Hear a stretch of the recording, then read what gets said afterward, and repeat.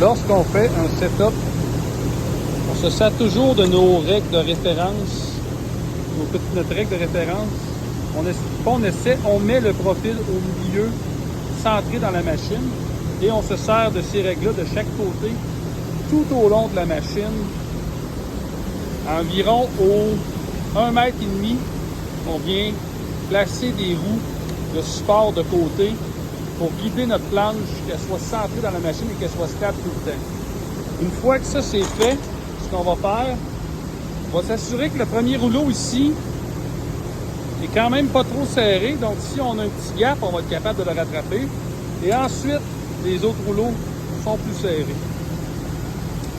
Quand on vient positionner notre foil, on peut se servir, une fois qu'on a trouvé la position qui nous convient, on peut se servir de la roulette ici pour venir, pendant notre production, toujours replacer notre rouleau au même endroit.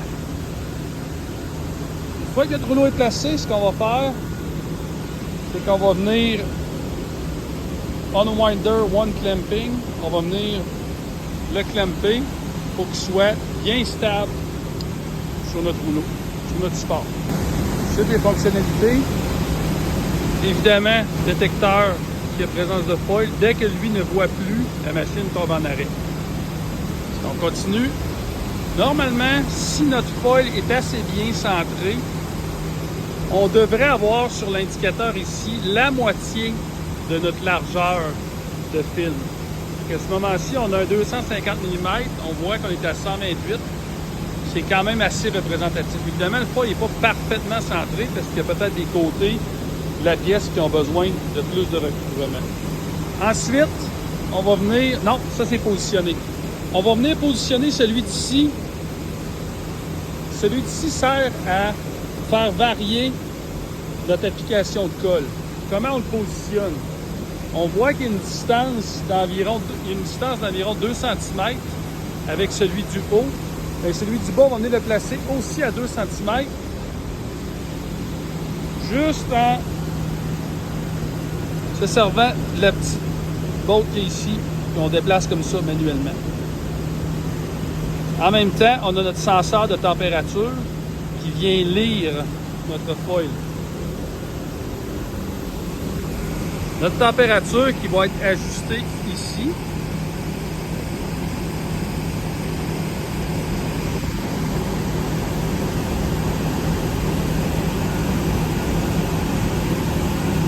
Comme là, elle est ajustée à 45. Vous allez voir, quand on va descendre en bas d'une certaine température, l'écran va venir vert. Et voilà. Quand l'écran est vert, qu'est-ce que ça a comme effet? C'est comme la température du foil est au-dessus du point de consigne qu'on lui a mis. Bien, notre élément chauffant va se rétracter. L'élément chauffant va varier en fonction de la température qu'on veut atteindre. Je vais replacer la température, si on veut l'avoir environ à 45. Vous voyez-vous, elle est redevenue bleu parce qu'on a le point de consigne qui est dépassé.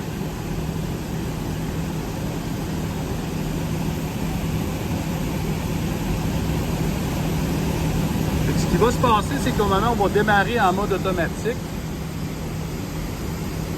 le chauffe-film, le chauffe-foil va s'avancer. Ici, on a les deux manivelles qui contrôlent l'ouverture-fermeture de la colle.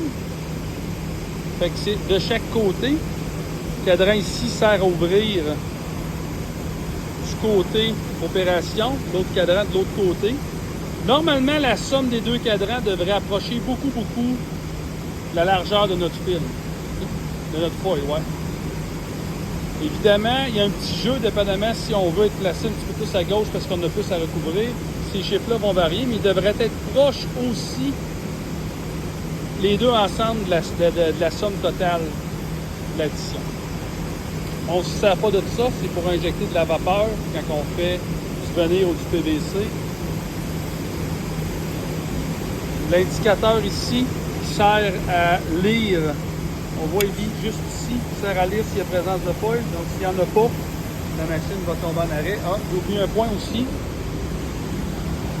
Un indicateur ici, pas un indicateur, un capteur ici, qui sert à lire s'il y a du poids.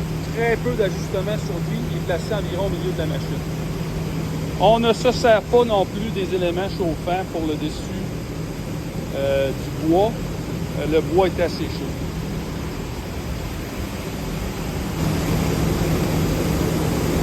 Premier rouleau presseur, on est capable de l'ajuster en hauteur et sur le côté comme ça et en haut pour venir guider notre papier correctement. Si jamais on avait des problèmes que le papier a envie de toujours glisser, on est capable de le rajuster. C'est à ça que ça sert, ces ajustements.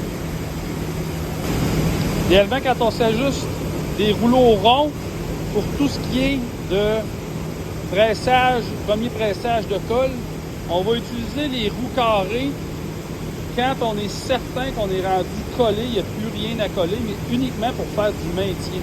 Pas les roues, mais excusez, les barres carrées, uniquement quand on est rendu en maintien. Ici, c'est du maintien. Super important que notre pièce soit alignée, parfaitement alignée, tout le long, autrement dit, avec nos barres d'ajustement qui sont ici, et l'autre qui est ici. Si on n'est pas bien aligné parfaitement, ce qui va se passer, c'est que notre pièce ça va se déplacer, on va faire des petits déplacements, le foil va se décoller tout le temps. On va avoir des problèmes dans le bout de toutes les pièces, avoir un beau foil bien collé. Typiquement, dans les setups de base, on colle avec de la 704.3 en ce moment.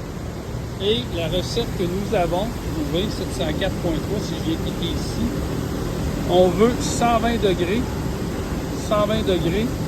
et 125. Cette recette-là fonctionne très bien. Idéalement, un foil autour de 40 degrés. Foil avec la colle autour de 50 degrés à 55 degrés ici. La colle se refige sous 50 degrés, donc on veut être certain que quand on roule, on atteint un 50 degrés, en bas de 50 degrés dans un assez rapidement. Aussi, on s'est rendu compte avec le temps, bien venir chauffer notre foil pour qu'il se ramollisse dans les plis qu'on a à faire. Ça donne un gros coup de main. On voit qu'il est collé même après la première roue. Donc, on a fait un très bon travail de venir le presser et de gérer les températures. 330, 350, ça tourne souvent autour de ces températures-là. Puis on voit, on a un pli à faire ici, on chauffe. On a un pli à faire de l'autre côté, on chauffe. On a un pli à faire ici, on chauffe juste dans le pli. On a un pli à faire, on chauffe juste dans le pli. On a un pli à faire sur le dessous, on chauffe juste dans le pli, juste ici. Et ça permet, c'est beaucoup plus facile de venir replier le foil où on veut l'avoir.